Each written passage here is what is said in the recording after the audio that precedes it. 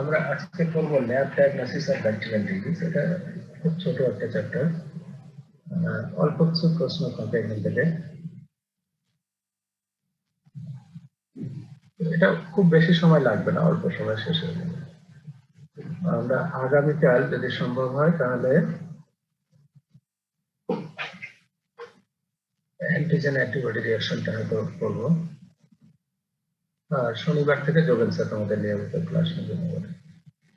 তাহলে আজকে আমরা lab diagnosis of bacterial disease, যেহেতু মাইক্রোবায়োলজির বা প্যাথোলজি এই সাবজেক্টগুলোর কাজই হচ্ছে ল্যাবরেটরি নিয়ে, ফলে এটা এই দৃষ্টিকোণ থেকে এটা বেশ ইম্পর্টেন্ট একটা টপিক। বাট পরীক্ষা বা এর জন্য খুব বেশি একটা প্রশ্ন থাকে না। মোটামুটি এর হেডিং গুলো এবং নামগুলো জানতে হবে এবং কিভাবে টেস্ট করা হয়, টেস্টগুলোর নাম এগুলো খুব দরকার।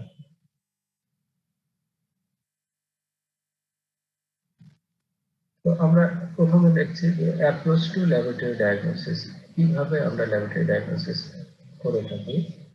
The laboratory diagnosis involves two main approaches. One is the bacteriology, in which the organism is identified by staining and culturing the organism. And the other is the immunology or serologic approach, in which the organism is identified by detection of antibodies against the organism in the patient's serum.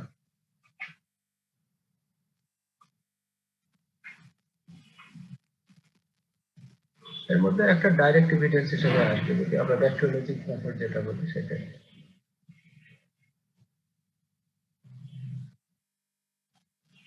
In the bacteriologic approach, several important steps precede the actual laboratory work. এর মধ্যে আছে specimen selection, collection and processing. Specimens are selected on the basis of signs and symptoms, should be representative of the disease process and should be collected before administration of antimicrobial agents. এখানে একটা কথা হলো যে স্পেসিমেনটা select করা হবে যে sign সিম্পটমের বেসিসের উপর। এখন যদি একটা পেশেন্টের কাফ, রানি নোজ, রেসপিরেটরি সিম্পটম থাকে, তাহলে কিন্তু আমরা এই সাইন সিম্পটমের উপর ভিত্তি করে তার ওই জায়গার স্যাম্পল নেওয়ার চেষ্টা করবো, যে ফ্যারিঞ্জিয়াল সোয়াব আর নাসোফ্যারিঞ্জিয়াল সোয়াব।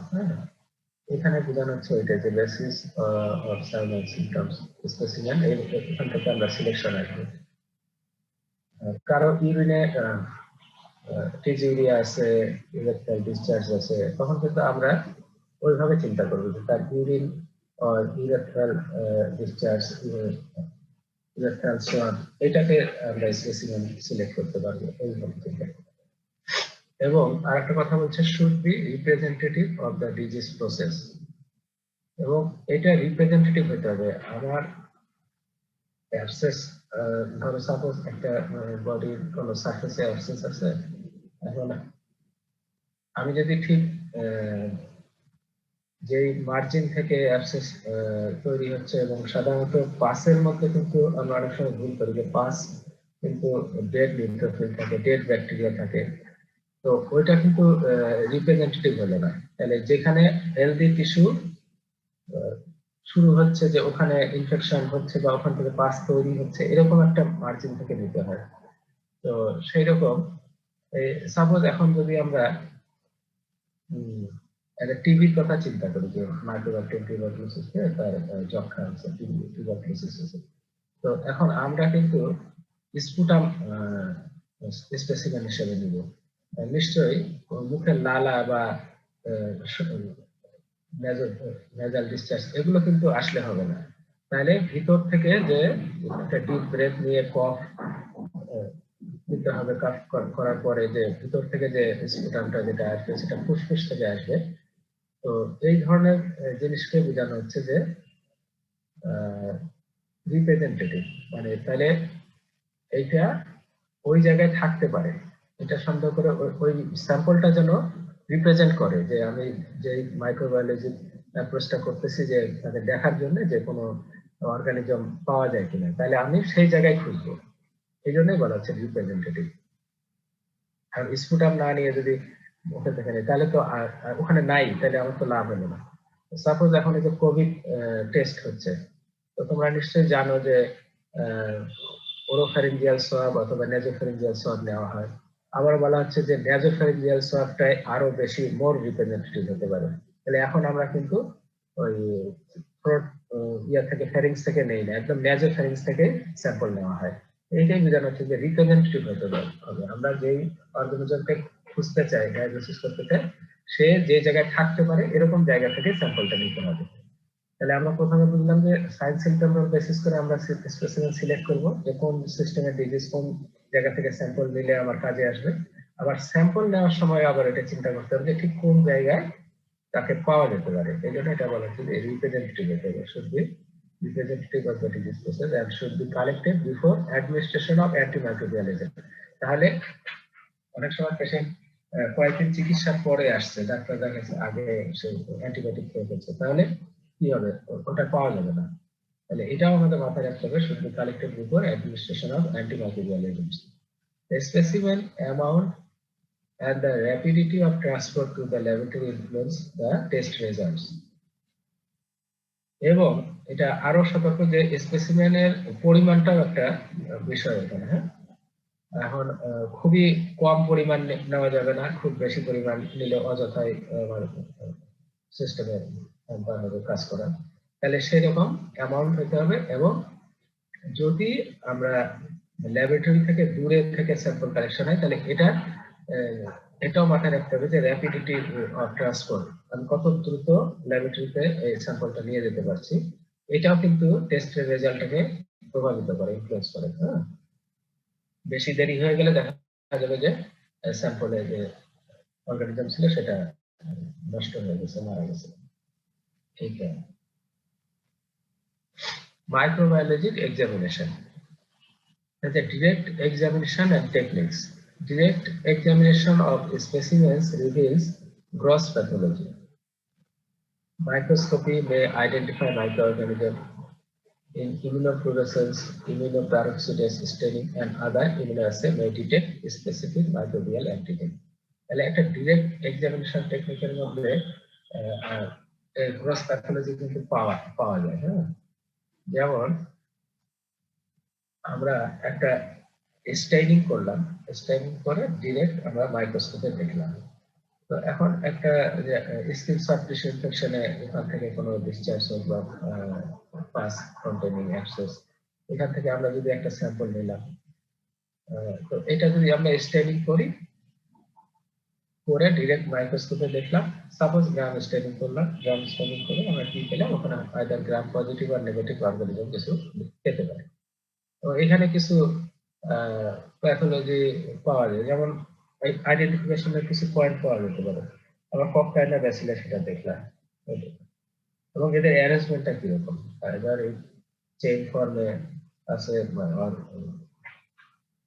পেয়ার শেপে আছে, অথবা ক্লাস্টার ফর্মে আছে। এইভাবে যদি আমরা দেখি, তাহলে একটা ধারণা পাওয়া যেতে পারে যে এটা কক্কায়ের মধ্যে কি হতে পারে, স্ট্যাফিলোকক্কাস আর স্ট্রেপ্টোকক্কাস।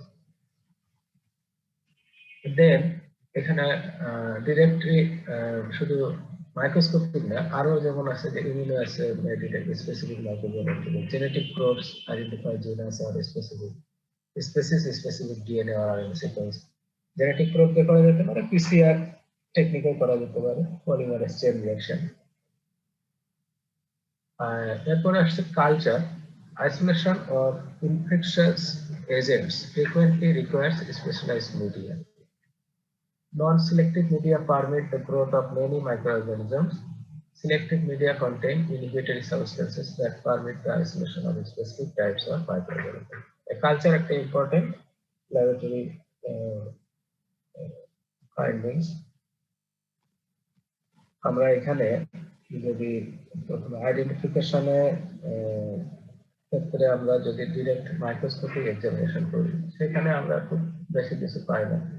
আমরা যদি কালচার করি, তাহলে কিছু এর আরো কিছু প্রপার্টিস খুঁজে পাওয়া যায়।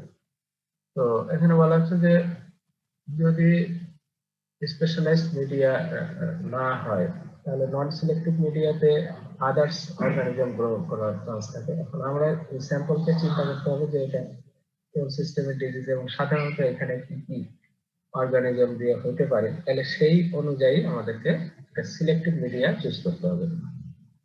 তাহলে এখানে সাধারণত আমরা কালচার মিডিয়াতে পড়েছি আগে যে কিছু ইনহিবিটরি সাবস্টেন্স দেওয়া থাকে সিলেক্টিভ মিডিয়াতে, আদার্স অর্গানিজম যাতে এখানে গ্রো করতে না পারে, সেইভাবে আমরা একটা নির্দিষ্ট স্পেসিফিক আমরা যদি কোনো সিলেক্টিভ মিডিয়া চুজ করি, তাহলে সেখানে আমরা ওইটাই শুধু গ্রো করবে, আদার্স মাইক্রো অর্গানিজম গ্রো করার সুযোগ নেই। যেমন আমরা একটা উদাহরণ দিতে পারি যে ম্যাককনফিস আগার মিডিয়া। ম্যাককনফিস আগার মিডিয়া যদি আমরা চুজ করি কাদের জন্য, অ্যান্টিবায়োটিসিস সাসপেক্ট করলে যেখানে অ্যান্টিবায়োটিসিস পাওয়ার সম্ভাবনা থাকে, সাধারণত এটা দিয়ে ডিজিজ আছে, তাহলে আমরা ওখানে ওটাই করব। তো সেখানে ইনহিবিটরি সাবস্টেন্স থাকে, যেমন বাইসল থাকে, তাহলে শুধুমাত্র অ্যান্টিবায়োটিসিস গ্রো করতে পারে এবং আদার্স ব্যাকটেরিয়াগুলো ওখানে গ্রো করার চান্স থাকে না। এটাই বলা হচ্ছে microbial identification. Colony and cellular morphology may permit preliminary identification, growth characteristics under various conditions, utilization of carbohydrates and other substrates, enzymatic activity, immunoassay, and genetic probes are also used. Microbial identification ক্ষেত্রে আমরা যদি শুধু প্রথম কিছু macroscopic চিন্তা করি, যেমন colony ক্যারেক্টারটা কিরকম, সেলুলার মর্ফোলজি কেমন দেখা যাচ্ছে, এগুলো দেখে আমরা কিছু ইয়ে করতে পারি। যেমন ম্যাককনফিস আগারে দেখা যায় যে যদি ল্যাকটোজ ফার্মেন্টার যে ব্যাকটেরিয়াগুলো আছে এগুলো গ্রো করে, তাহলে পিঙ্ক কলোনি তৈরি হয়। এবং কিছু আছে নন ল্যাকটোজ ফার্মেন্টার, তারা পেল কলোনি করে। তাহলে আমরা এখান থেকে একটা আইডেন্টিফিকেশনের বলবো যে একটা ক্লু পেতে পারি যে আমি কোন দিকে যাব। আবার কলোনি ক্যারেক্টারিস্টিক্স অনেক ভাবে হতে পারে। একটা কালার বললাম, কিছু কনসিস্টেন্সি থাকে, যেমন কারো খুব লিকুইড কলোনি হয়, কোনো রাফ কলোনি হয়, কোনো কোনো ক্ষেত্রে পাউডারি, উলি, হেলমেটি এই ধরনের অ্যাপিয়ারেন্স গুলো থাকে। তো কালচার মিডিয়াতে আমরা এই ধরনের মরফোলজি দেখে আমরা আইডেন্টিফিকেশন করতে পারি। এরপরে তো ফার্দার আরো অন্য টেস্ট আছে, বায়োকেমিক্যাল টেস্ট আছে, যেমন এখানে বলা হচ্ছে ইউটিলাইজেশন অফ কার্বোহাইড্রেট, এই কি ব্যবহার করছে, গ্যাস প্রোডাকশন হচ্ছে কিনা, হ্যাঁ, এইভাবে আমরা কিছু এনজাইম টেস্ট করি। এইভাবে আমরা ধাপে ধাপে একটা ডায়াগনোসিসের দিকে যেতে থাকি। তারপরে আছে যেমন সেরো diagnosis, a high or rising titer of specific IgG antibodies or the presence of specific IgM antibodies may suggest or confirm a diagnosis.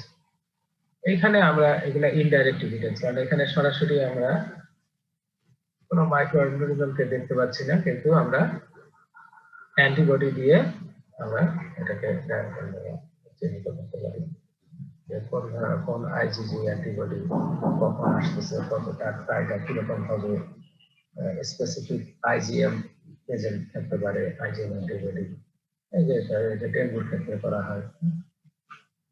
Antimicrobial susceptibility.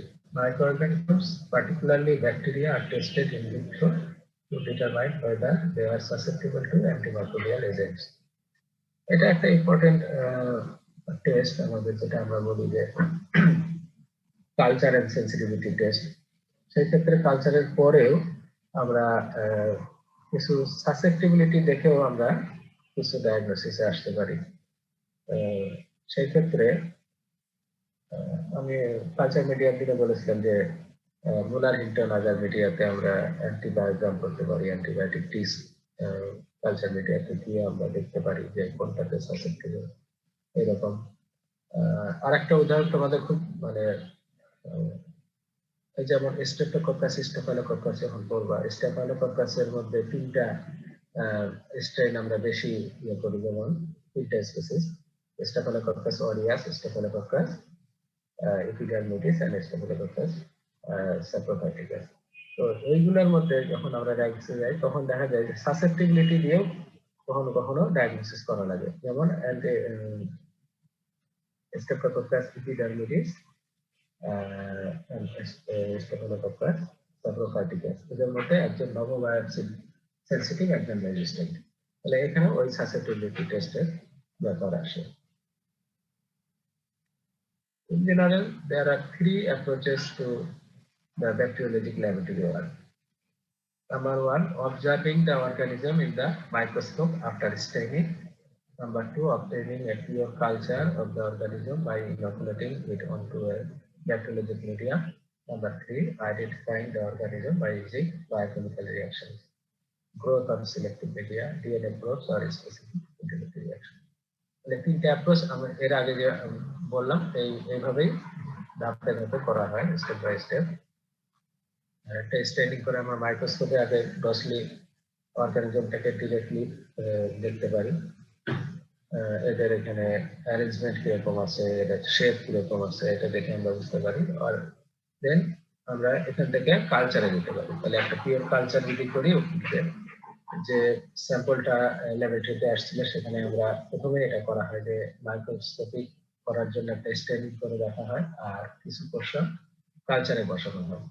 তাহলে আমরা স্টেনিং এ যা দেখেছি ওই কালচারে ওই ধরনের ওই ব্যাকটেরিয়ার যে গ্রস মরফোলজি গুলো যেরকম আসতে পারে কালচার মিডিয়াতে, সেগুলো আছে কিনা এটা আমরা দেখে অ্যাসেস করতে পারি।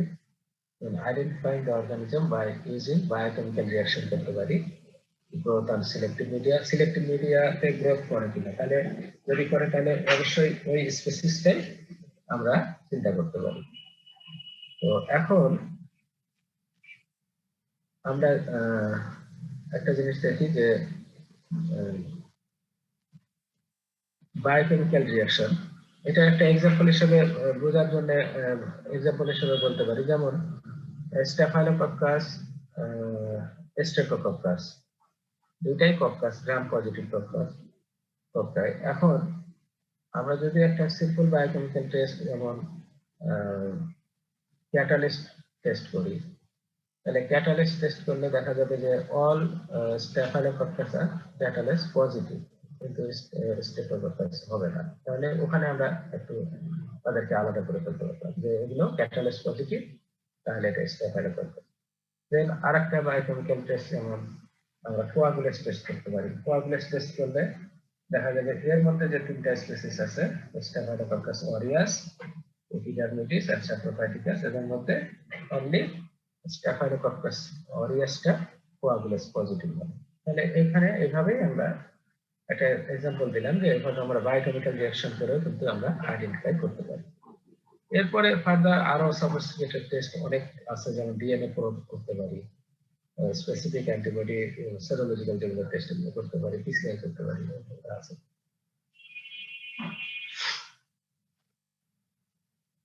ব্লাড কালচার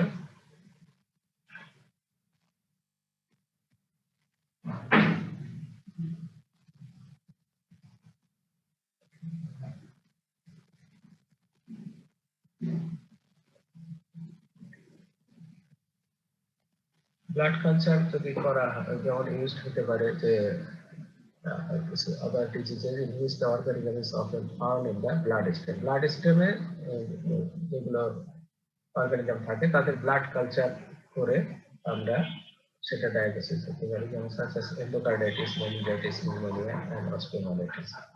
এসব ক্ষেত্রে আমরা ব্লাড কালচার করতে পারি।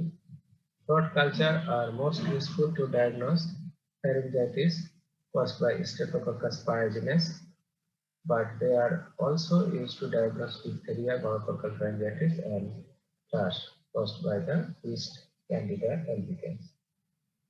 Sputum culture are primarily diagnose the case of pneumonia, but also are used in suspected case of tuberculosis. Spinal fluid cultures are most useful in suspected case of meningitis. These cultures are often negative in encephalitis, brain abscess, and cerebral empyema. Stool culture are useful primarily when the complaint is bloody diarrhea, যেমন dysentery, enterocolitis, gastroenteritis, এই ধরনের কেসে আমরা stool culture করতে পারি rather than watery diarrhea, which is often caused by other enterotoxin organisms. Urine culture are used to determine the cause of either pyelonephritis or cystitis. Sir হ্যাঁ, sir একটা question ছিল, এন্টারোটক্সিন বলতে কোনটা বুঝবো? এন্টারোটক্সিন এক্সোটক্সিন দুইটা term আছে, তবে সিস্টেমিক পড়া হয় নাই তো, এর মধ্যে পেয়ে যাবে এন্টারোটক্সিন এক্সোটক্সিন, দুটা টার্ম তোমরা পাবা। Okay sir. তখন এটা বুঝতে পারবে দুই ধরনের, বিশেষ করে গ্রাম নেগেটিভ ব্যাকটেরিয়া গুলো এন্টারোটক্সিন ইয়ে করে। হ্যাঁ, এক্সোটক্সিন এন্টারোটক্সিন দুইটাই আসতে পারে সব ব্যাকটেরিয়া থেকে, কিন্তু স্পেশালি এন্টারোটক্সিন কিন্তু সবাই ইউজ করে। এটা একটা ইন্টিগ্রাল পার্ট, যে সেল ওয়াল আছে যে ব্যাকটেরিয়া, সেখান থেকে এটা ইয়ে হয় এন্টারোটক্সিন।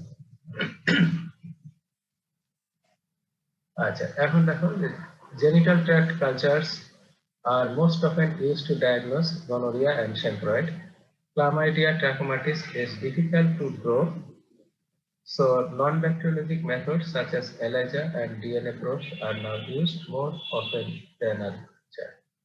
তাহলে এখানে একটা জিনিস খেয়াল করতে হবে যে অনেক কিছু আমরা কালচার করতে পারি না, যেমন ক্লামাইডিয়া ট্রাকোমাটিস, এটা কালচারে গ্রো করা যায়। তারপরে সিফিলিসের যে অর্গানিজম, এগুলো লিভিং বডিতে করতে হয়। এই জন্য এই ক্ষেত্রে আমরা এখন এলাইজা, ডিএনএ প্রব, এগুলো আমরা করি, এগুলো ইউজ করা হয়। The agent of syphilis has not been cultured, so the diagnosis is made serological test করে আমরা syphilis diagnosis করি।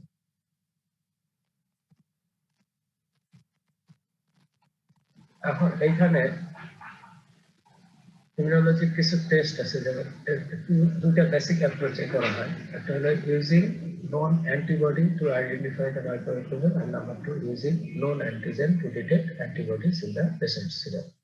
তাহলে একটা যে কোনো একটা থাকবে, আমাদের হাতে যে কোনো একটা থাকবে, আমরা ওটা দিয়ে আর একটা টেস্ট করবো।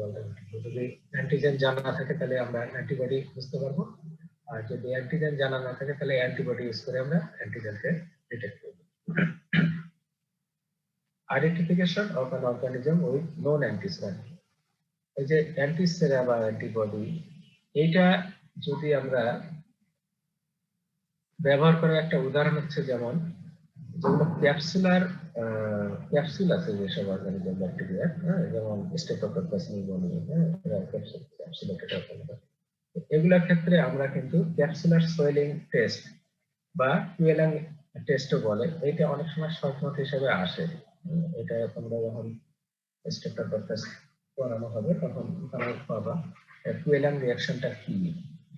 এটা several bacteria can be identified directly in clinical specimens by this reaction, which is based on the microscopic observation that the capsule shows the presence of homologous antiserum. এই যে ক্যাপসুলার সোয়েলিং, এটা মাইক্রোস্কোপে দেখা যায়। যদি specific অ্যান্টিসেরা দেওয়া হয় তাহলে যে স্টেফিলোকোকাস নিউমোনিয়ার আমরা এখানে দেওয়ার পরে দেখা যাবে ক্যাপসুলটা সোয়েল করছে। আগে একটা দেওয়ার আগে একরকম শেপ ছিল, দেওয়ার পরে দেখা যাবে ক্যাপসুলটা অনেক ফুলে বড় হয়ে গেছে। এই অবজারভেশনটা প্রমাণ করবে যে এটা হোমোলোগাস অ্যান্টিসেরাম আছে। Antisera against the following organisms are available: all serotypes of Staphylococcus pneumoniae, Haemophilus influenzae type B, and Neisseria meningitis group A and C.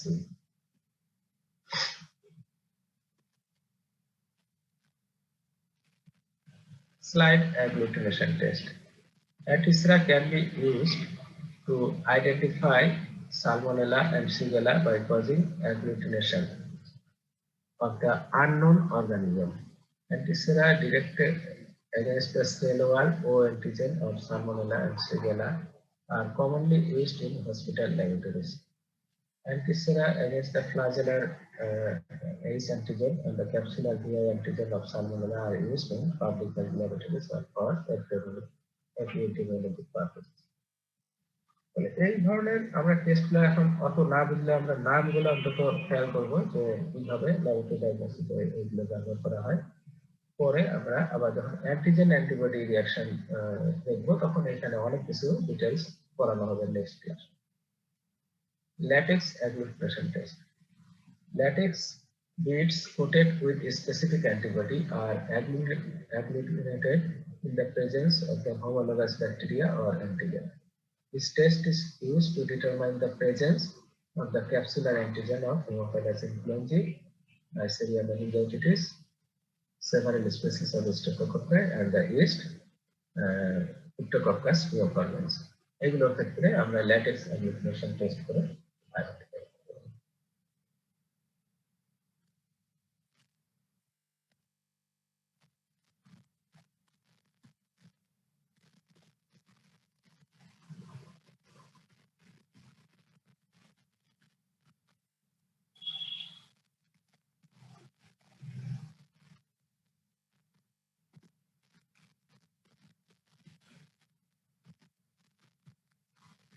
latex application test.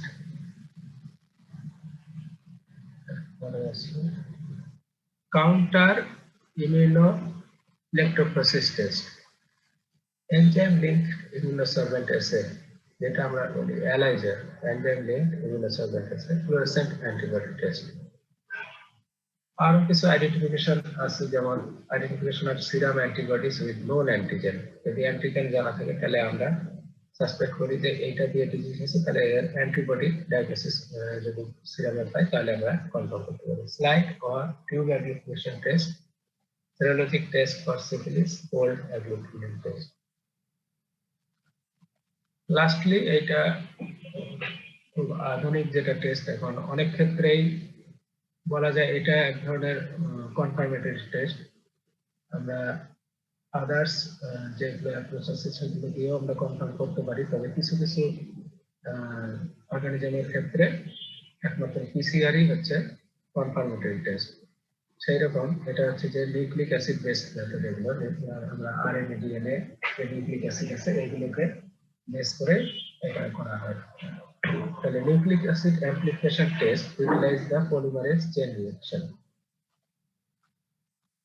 এখানে একটা এটা পিসিআর নাম তো তোমরা প্রথমত জানো, এখন আমাদের প্রতিদিনই ল্যাবরেটরিতে এই কোভিড-19 এর জন্য পিসিআর টেস্ট করা হচ্ছে, আরটি-পিসিআর, রিয়েল টাইম পিসিআর।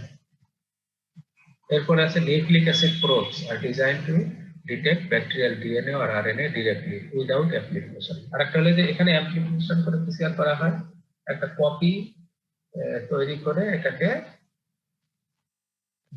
আমাদের পিসিআর মেশিনে দেওয়া হয়, যে পজিটিভ কন্ট্রোল থাকে সেখানকার অনুযায়ী তৈরি করে অনেক কপি করা হয়। তো ফলে খুব সামান্য পরিমাণ যদি নিউক্লিক অ্যাসিডও থাকে স্যাম্পলে, তাহলে এটা ওই রকম মানে শো করতে পারে যে এটা আছে। আর কত ক্ষেত্রে নিউক্লিক অ্যাসিড প্রোব ইউজ করা হয়, এখানে অ্যাপ্লিকেশন ছাড়াই শুধু নিউক্লিক অ্যাসিড প্রোবের সাথে দেওয়া হয়, ওই নিউক্লিক অ্যাসিডের সাথে যদি ম্যাচ করে যায় তাহলে এটা ডায়াগনোসিস হয়ে গেল আরএনএ ডিএনএ কার আরএনএ ডিএনএ সেই ভাইরাস বা bacteria identify. Nucleic acid sequence analysis is used to identify bacteria based on base sequence of the organism's ribosomal RNA. এটা বেস সিকোয়েন্স দিয়ে করে করা হয়। তো এই পর্যন্ত আজকে আমাদের এটা আগে বলেছি যে এটা খুব শর্ট ছিল, ছোট একটা টপিকস আমরা যেটা আজকে করলাম ল্যাবরেটরি ডায়াগনোসিস। আমরা এটার থেকে অল্প কিছু প্রশ্ন হয়, হয়তো অনেক সময় প্রশ্ন আসতে পারে যে ল্যাবরেটরি ডায়াগনোসিস এর মেথডগুলো কি কি আছে, কিভাবে ডায়াগনোসিস করা হয়, এরকম একটা শর্ট প্রশ্ন আসতে পারে। তবে এটার গুরুত্ব এটা এই জন্য যে আমরা এখানে যেহেতু কালচার মিডিয়া করেছি, তাহলে এই কালচার মিডিয়া সম্পর্কে স্টেইনিং করে মাইক্রোস্কোপিক এক্সামিনেশন ডিরেক্ট এভিডেন্স হিসেবে আমরা বলতে পারি। তারপরে যে আধুনিক যে টেস্টগুলো আছে antigen antibody test, nucleic acid based method, এগুলো সবগুলো সাজায় আমরা যে জানলাম, এগুলো এইভাবে আমরা ল্যাবরেটরি ডায়াগনোসিস করে থাকি। তো নেক্সট ক্লাসে আমরা যে অ্যান্টিজেন অ্যান্টিবডি রিঅ্যাকশন, এটা বেশ বড় চ্যাপ্টার, এখানে কিন্তু আরো ডিটেলস এগুলো জানতে পারবেন। আজকে এই পর্যন্তই, সবাইকে ধন্যবাদ ক্লাসে অ্যাটেন্ড করার জন্য। Thank you.